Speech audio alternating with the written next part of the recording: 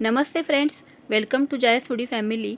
तर बाजारामध्ये भरपूर असे आंबे असल्यामुळे आज आपण मस्त अशी आंबा पोळीची रेसिपी बनवतोय. बनवायला खूप सोपी आहे आणि घरातीलच साहित्यांमध्ये ही रेसिपी बनवून तयार होणार आहे. त्यामुळे तुम्हालाही नक्कीच आवडेल. गच्च भरलेलं सारण आणि टम्म फुगलेली ही मस्त आंबा पोळी घरातील सर्वांनाच, लहानांपासून ते मोठ्यांपर्यंत ही पोळी सर्वांनाच आवडणार आहे. तुम्ही जर का कुठे बाहेर प्रवासाला जाताय किंवा 2 ते 3 दिवस तुम्हाला जर का ही पोळी टिकवायची असेल तर आरामशीर ही पोळी टिकणार आहे. खरपूस आणि मस्त खुसखुशीत अशी ही पोळी बनवून तयार होते. आजपर्यंत आंब्यापासून आपण भरपूर रेसिपीज बनवलेल्या आहेत.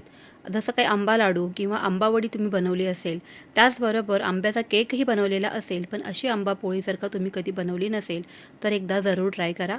चला तर फ्रेंड्स, पटकन वेळ न घालवता रेसिपीला सुरुवात करूयात. सर्वात आधी तर इथे आपण पीठ भिजवून घेतोय. तर त्यासाठी इथे आपल्याला 1 वाटी असं गव्हाचं पीठ घ्यायचं आहे.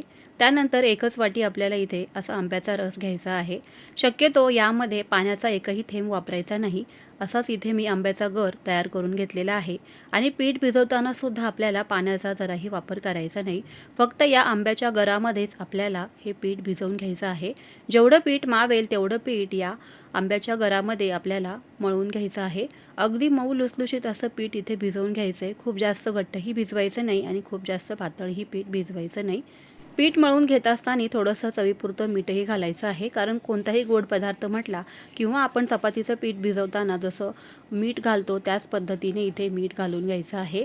तेलाचा हात घेऊन किंवा तुपाचा हात घेऊन इथे आपल्याला हे पीठ असं मऊसूत करून घ्यायचं आहे. आणि हे पीठ आपल्याला असंच बाजूला पुढची तयारी करोस तोपर्यंत असंच भिजत ठेवायचं आहे. म्हणजे पोळ्या अतिशय मऊ आपल्या इथे बनून तयार होतील. पीठ इथे मी अगदी मध्यम स्वरूपाचं भिजवून घेतलेलं आहे. खूप जास्त घट्टही नाही आणि खूप जास्त पातळही नाही, तुम्ही पाहू शकताय. चला तर लगेचच पुढची तयारी करूयात. पण मात्र हे पीठ आठवणीने असं झाकून ठेवायचं आहे, नाहीतर मग हवेने ते सुकून जाईल. आता एखाद्या पॅनमध्ये किंवा कढईमध्ये साजूक तूप घ्यायचं आहे. इथे मी हा मोठा 1 चमचा इथे साजूक तूप घेणार आहे. या तुपामध्ये आपल्याला इथे आता रवाही भाजून घ्यायचा आहे. त्यामुळे गॅस कुठेच वाढवायचा नाही. सुरुवातीपासून कमी गॅसच्या फ्लेमवरती अगदी मंद आचेवरती आपल्याला हा रवा इथे भाजून घ्यायचा आहे. जाड किंवा बारीक असा तुम्ही कुठल्याही पद्धतीचा रवा घेऊ शकता, परंतु शक्यतो बारीक रवाचाच वापर करायचा आहे. किंवा मग जाड रवा असेल तर तो शक्यतो मिक्सरमध्ये बारीक फिरवून घ्या. अगदीच कमी गॅसवरती सतत हलवत आपल्याला हा रवा एकसारख्या रंगावरती भाजून घ्यायचा आहे. खूप जास्त डार्क रंगावरही हा रवा भाजायचा नाही, आपल्याला करपून द्यायचा नाही आहे. रवा असा छान कमी गॅसवरती भाजून घेतला ना की तो पचायलाही हलका फुलका असा बनून तयार होतो आणि छान फुलतो. रव्याचा रंग तुम्ही इथे पाहू शकताय. अशाच रंगावरती आपल्याला इथे रवा भाजून घ्यायचा आहे. जवळजवळ 10 ते 15 मिनटं हा रवा भाजण्याकरिता लागतो, तेवढा वेळ द्यायचा आहे. आता इथे 1 वाटी आपल्याला आंब्याचा गर घालून घ्यायचा आहे आणि अर्धी वाटी इथे साखर घालायची आहे. एवढ्या साखरेच्या प्रमाणामध्ये अगदी परफेक्ट ही पोळी गोड होऊन जाते. मीठ घालायचं आहे आणि वेलची पावडर इथे घालायची आहे. 1.5 वाटी सुरुवातीला मी हा रवा घेतलेला आहे. त्यासाठी इथे 1 वाटी आंब्याचा गर घेतला आणि अर्धी वाटी साखर घेतलेली आहे. तर असं हे परफेक्ट प्रमाण तुम्हीही घ्यायचं आहे. आंब्याचा गर थोडासा जास्तीचा झाला तरी काहीच हरकत नाही आहे. पण त्यामध्ये मात्र पाणी घालायचं नाही, एवढं लक्षात ठेवा. कारण 2 ते 3 दिवस पोळ्या आपल्याला टिकवायच्या आहेत. लगेचच तुम्ही जर का संपवणार असाल तर मात्र यामध्ये थोडंसं पाणी घातलं तरी चालेल. परंतु काय होणार आहे ना की आपल्याला पुढे पोळी लाटताना अडचण येऊ नये किंवा जर का सारण पातळ झालं तर मात्र गडबड होऊ शकते. म्हणूनच मी सांगितल्याप्रमाणे या शिऱ्यामध्ये किंवा आपण जे काही सारण तयार केलेलं आहे त्यामध्ये पाण्याचा वापर करू नका शक्यतो. अगदीच कमी गॅसवरती हे सर्व साहित्य आपल्याला मिसळून घ्यायचं आहे. साखरसुद्धा अगदी गरम रवा असल्यामुळे अगदी परफेक्ट इथे विरघळून जाते. कमी गॅसवरती आपल्याला हे सर्व साहित्य व्यवस्थित मिसळून घ्यायचं आहे. म्हणजे साखर एका बाजूला राहता कामा नये, अशा पद्धतीने आपल्याला व्यवस्थित मिक्स करून घ्यायचं आहे. आणि यावरती पुन्हा 5 ते 7 मिनिट आपल्याला झाकण ठेवून द्यायचं आहे. गॅसची फ्लेम मात्र थोडी 5 ते 7 मिनिटं चालूच ठेवायची आहे. त्यानंतर पूर्णपणे आपल्याला हे सारण थंड करून घ्यायचं आहे. अशा पद्धतीने तुम्ही इथे पाहू शकताय आपलं सारण जे आहे ना ते अगदी परफेक्ट असं थंड झालेलं आहे. थंड करूनच घ्या शक्यतो, म्हणजे काय होतं ना की पोळी लाटताना ती फुटत वगैरे नाही. रवाही छान फुललेला आहे आणि परफेक्ट असं सारण आपलं इथे बनवून तयार झालेलं आहे. पीठसुद्धा आपलं अर्धा ते पाऊण तासामध्ये व्यवस्थित इथे मऊसूद असं भिजवून तयार झालेलं आहे. त्यामधील पिठाचं काही पोर्शन घ्यायचं आहे. आपण जसं पुरणपोळीला घेतो ना तर त्याचप्रमाणे इथे उंडा तयार करून घ्यायचा आहे आपल्याला. हातांवरती थोडंसं मळून घ्यायचं, म्हणजे पोळी अगदी मऊसूद बनवून तयार होते. कोरड्या पिठाचा वापर करून खोलगट स्वरूपाची इथे वाटी तयार करून घ्यायची, जसं आपण पुरणपोळीसाठी करतो ना, अगदी तसंच.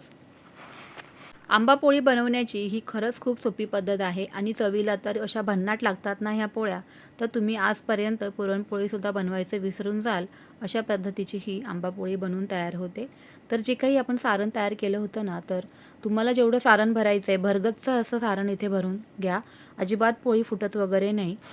सारणाचा उंडा तयार करून घेताना तर तो सुद्धा हातावरती असा मऊसूत करून घ्या, म्हणजे एका बाजूला तसं जाणार नाही किंवा त्याच्या जे काही गुठळ्या आहेत ना रव्यामधल्या, तर त्या एका बाजूला जाणार नाहीत. अशा पद्धतीने याची बाजू बंद करून घ्यायची व्यवस्थित, म्हणजे सारण बाहेर येणार नाही. या पद्धतीने कोरड्या पिठाचा वापर करून पुन्हा आपल्याला हातावरती हे पीठ असं तयार करून घ्यायचं आहे, म्हणजे वळवून घ्यायचं आहे, म्हणजे लाटताना एका बाजूला हे सारण जाणार नाही. अगदी लगेचच लाटण्याचा वापर करून लाटायला घ्यायचं नाही. थोडंसं हातांवरती सगळ्या बाजूने सारण एकसारखं असं करून घ्यायचं आहे, पसरवून द्यायचं आहे, म्हणजे लाटायला खूप सोपं होऊन जातं आणि पोळीसुद्धा अगदी टम्म अशी फुगते. सगळ्या बाजूने सारण एकसारखंही पसरतं. तर ही प्रोसेस करायला मात्र विसरू नका. लाटण्याचा वापर करून अगदी हलक्या हलक्या हाताने आपल्याला ही पोळी मस्त अशी गोल गरगरीत लाटून घ्यायचं आहे.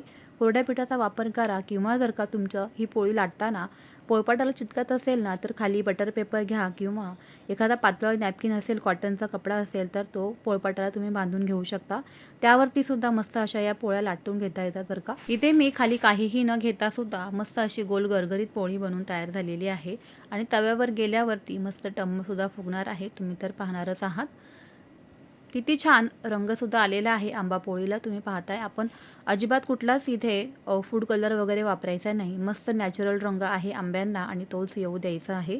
कडा लाटून घ्यायच्या आहेत, म्हणजे सारण सगळीकडे सारखं बाजूने पसरलं जातं. तर एवढी काळजी घ्यायची आहे लाटताना. अजिबात पोळी वगैरे फुटलेली नाही, तुम्ही पाहू शकताय. खूप जास्त जाडही लाटायची नाही आणि पातळी लाटायची नाही. मस्त अशी पोळी आपली लाटून तयार झालेली आहे. लगेचच तव्यावरती भाजून सुद्धा घेऊयात.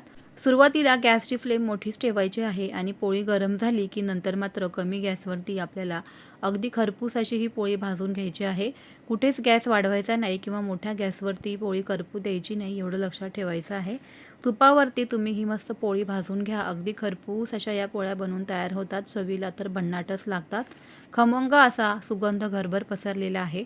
त्यामुळे तुम्ही जर का आजपर्यंत ही आंबापोळी कधी बनवली नसेल तर जरूर ट्राय करा. मुलांना काय, घरातील सर्वच मंडळींना खूपच आवडेल याची मी खात्री देते. चला तर दोन्ही बाजूंनी एकसारख्या रंगावरती मी ही पोळी मस्त अशी भाजून घेते आणि सर्वच पोळ्या याप्रमाणे तयार करून घेते.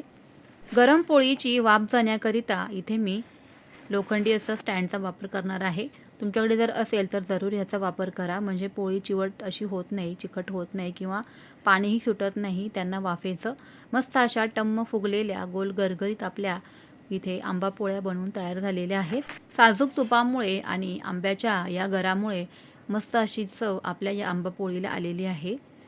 टेक्स्चर तर पहा ना, रंगसुद्धा काय अप्रतिम असाच आलेला आहे. मस्तच गच्च भरलेलं कडेपर्यंतचं हे सारण आणि मऊ लुसलुशीत आणि गुबगुबीत अशी ही आंबापोळी नक्की ट्राय करा. कमीत कमी साहित्यांमध्ये आणि कमीत कमी वेळामध्ये आपल्या इथे आंबापोळी बनवून तयार झालेली आहे. रेसिपी आवडल्यास एक लाईक तर नक्कीच करा. शिवाय तुमच्या फ्रेंड्स आणि फॅमिलीसोबत जास्तीत जास्त रेसिपी शेअर नक्की करा. थंडगार आमरसासोबत तुम्ही ही गरमागरम आंबापोळी खाऊ शकता, किंवा अशीच जरी खाल्ली ना नुसती साजूक तुपासोबत तरी ही भन्नाटच लागणार आहे. मुलांना तर प्रचंड आवडतात आणि बनवायलाही खूप सोपी आहे, त्यामुळे तुम्हालाही नक्कीच रेसिपी आवडणार आहे. चला तर फ्रेंड्स, पुन्हा भेटूयाच अशाच छानशा एका नवीन मस्त रेसिपीसोबत. तोपर्यंत तुम्ही चॅनलवरती जर का नवीन असाल आणि अजूनही चॅनलला सबस्क्राईब केलं नसेल तर नक्की सबस्क्राईब करा, म्हणजे असेच छान छान व्हिडिओज तुम्हाला पाहता येतील. Bye bye friends.